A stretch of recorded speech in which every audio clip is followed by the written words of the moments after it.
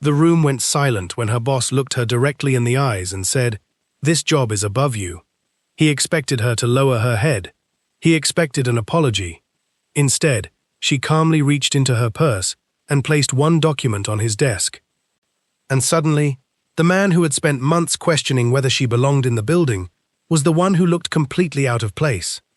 Before we reveal what was on that document, subscribe if you believe nobody should be judged by their skin, their appearance, or the position they seem to hold. 3 hours earlier, Maya Johnson had walked into the company's headquarters wearing a simple black suit and carrying a folder. She wasn't dressed like an executive. That was exactly what her boss noticed. "Can I help you?" Richard asked coldly. Maya smiled. "I'm here for the leadership meeting." Richard glanced at her badge, then at her face, then back at the badge. "You're in the wrong department." Maya politely explained that she had been invited personally. Richard laughed under his breath. "Listen," he said, lowering his voice. "People at your level don't attend meetings like this." The words hit harder than he probably realized. But Maya didn't argue. She simply asked one question. "Who told you what my level is?" Richard froze for half a second. Then he pointed toward the exit. "Don't make this difficult." Maya picked up her folder. "I'm not." She walked toward the conference room. Richard followed, furious. But when those doors opened, everyone inside stood up. Not because they feared Richard, because they recognized Maya. And the chairman of the board walked straight toward her and said, "Good morning, Ms. Johnson. We've been waiting for you, owner." Richard's face went completely pale, and Maya still hadn't said a word. The words owner seemed to echo around the conference room. Richard stared at Maya as if he had suddenly forgotten how to breathe. 5 minutes earlier, he had told her she didn't belong. Now, every executive in the room was standing. Maya slowly took her seat at the head of the table. "Please," she said calmly. "Everyone sit." Richard remained frozen near the doorway. The chairman looked at him. "Richard, aren't you going to introduce yourself?" Richard swallowed. "I'm Richard Cole, Regional Director." Maya looked up. "I know." 2 words. That was all. But Richard immediately understood something was wrong. Maya opened the folder she had carried into the building. Inside were financial reports, employee complaints, promotion records, and internal emails. She slid the first page across the table. "This company has a problem," she said. Richard forced a smile. "We've had a few personnel issues, but nothing serious." Maya turned another page. 27 complaints. The smile disappeared. 17 employees passed over for promotions, despite meeting every listed qualification. She placed another document on the table. And 9 employees reported being told they didn't fit the image management wanted. Nobody spoke. Richard suddenly became defensive. "Ms. Johnson, I think you're drawing conclusions without knowing the full story." Maya looked directly at him. "Oh, I know the story." Then she opened the final file.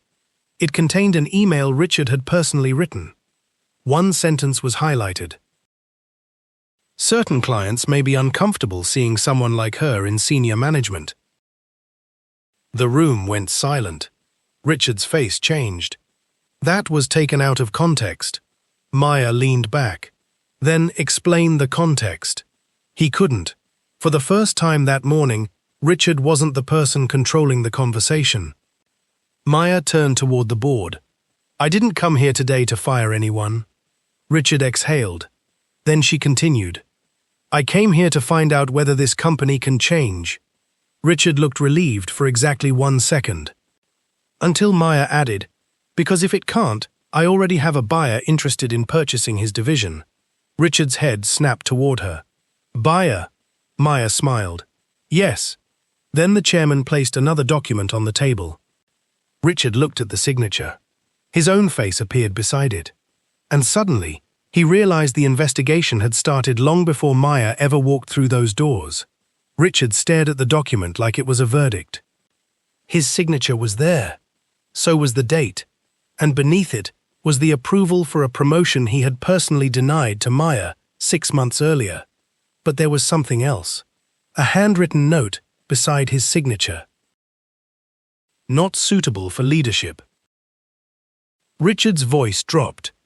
I don't remember writing that. Maya answered immediately. You don't have to remember. She turned toward the legal counsel. Show him the recording. The attorney connected a laptop to the conference screen. A video appeared. Richard watched himself sitting in his office months earlier. Maya wasn't in the room. He was talking to two senior managers. She's qualified, one manager said. Richard leaned back in his chair. Qualification isn't everything. The manager asked, then what is? Richard hesitated. Clients need to feel comfortable. The video stopped. Nobody moved. Maya looked at Richard. That meeting cost me a promotion. Richard shook his head. I never said anything about race. No, Maya replied. You didn't have to. The chairman lowered his eyes. Several executives looked uncomfortable. Then Maya revealed something Richard hadn't expected. She had personally funded the company's employee development program. She had also spent the previous year reviewing complaints anonymously. She hadn't revealed her ownership because she wanted to see how management treated employees when they believed the owner wasn't watching. And Richard had given her exactly the answer she feared. But Maya wasn't finished. She pulled out another file. This one concerns the people you fired. Richard's expression hardened. What about them? 3 employees filed complaints against you. I followed company policy. Maya opened the file. Then why did you alter their performance records? Richard stopped breathing for a moment. The room erupted in whispers. He looked toward the chairman. You knew about this. The chairman shook his head. No. Maya stood. I gave you several chances to explain yourself today. Richard looked at her. And now? Maya closed the folder. Now I'm going to show you why I walked into this building alone. She turned toward the doors. 2 employees entered. One was a woman Richard had fired. The other was a young man who had recently resigned. Both carried boxes. Richard stared at them. Maya smiled faintly. They didn't come here to accuse you. She paused. They came here to hear what happens next. Then the chairman stood and announced something that made Richard's face go completely white. The board has called an emergency vote. The emergency vote began with one question. Should Richard Cole remain regional director? Richard looked around the table. For the first time, the confidence was gone. He tried to speak. This is a misunderstanding. No one answered.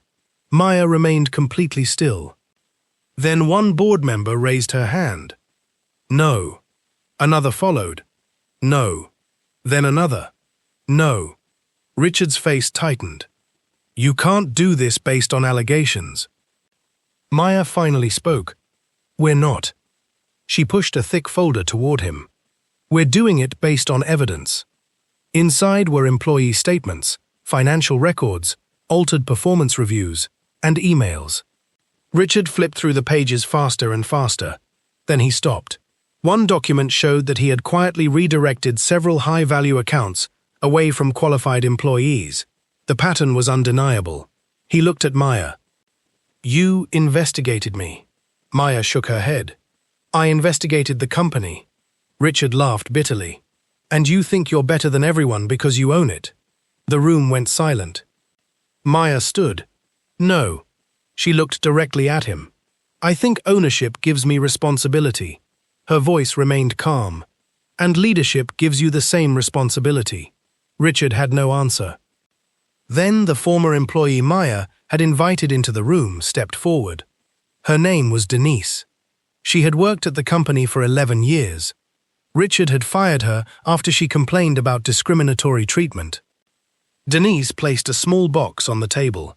Inside were photographs, awards, and employee recognition letters. I kept these, she said. Richard stared at her. Why? Because you tried to convince me that my work didn't matter. She looked toward Maya. But somebody finally reminded me that it did. The room became painfully quiet. Then Maya turned toward the board. I don't want revenge. Richard looked surprised. I want accountability. The chairman called for the final vote. Every board member voted against Richard. His position was terminated immediately. But Maya wasn't done. Richard stood, gathering his papers. As he reached the door, Maya called his name. He turned. She held out one final document. "You said this job was above me." Richard stared at the paper. It was his termination notice. Maya smiled. "You were right." Richard looked confused. "This job was never mine." She paused. "It was yours." Then she looked toward Denise. "And now we're giving leadership opportunities to people you told could never rise." Richard walked out. But before the doors closed, Maya received a message on her phone. She read it. Her expression changed. Because the investigation had uncovered something much bigger than Richard's discrimination. Someone above him had been hiding the truth for years. The message on Maya's phone contained only one sentence. Richard wasn't working alone. For a moment, Maya said nothing. The room waited. Then she placed the phone on the table. The board chairman leaned forward.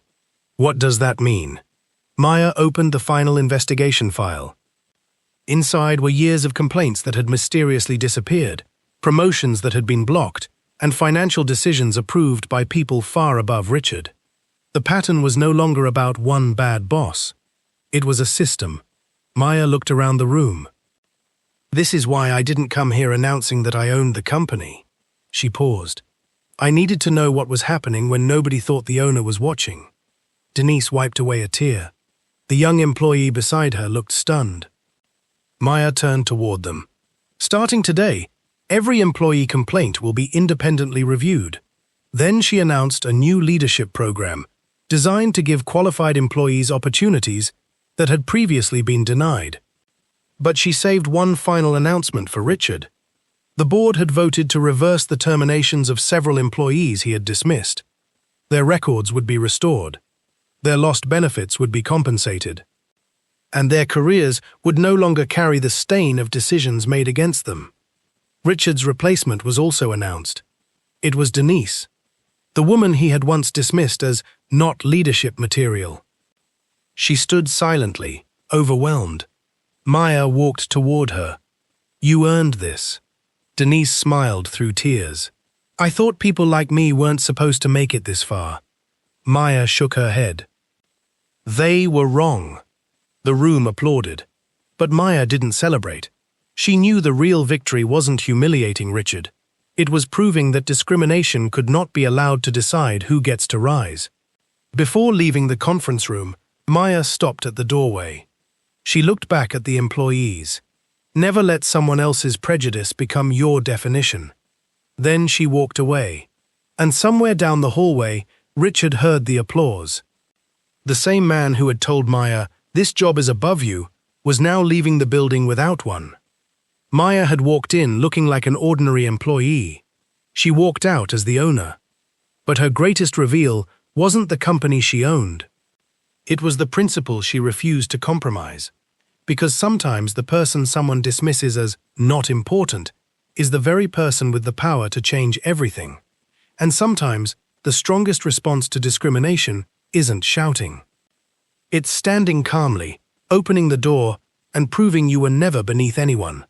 You were simply waiting for the truth to catch up. If this story reminded you that character matters more than appearances, subscribe for more powerful stories of justice, courage, and unexpected identity reveals.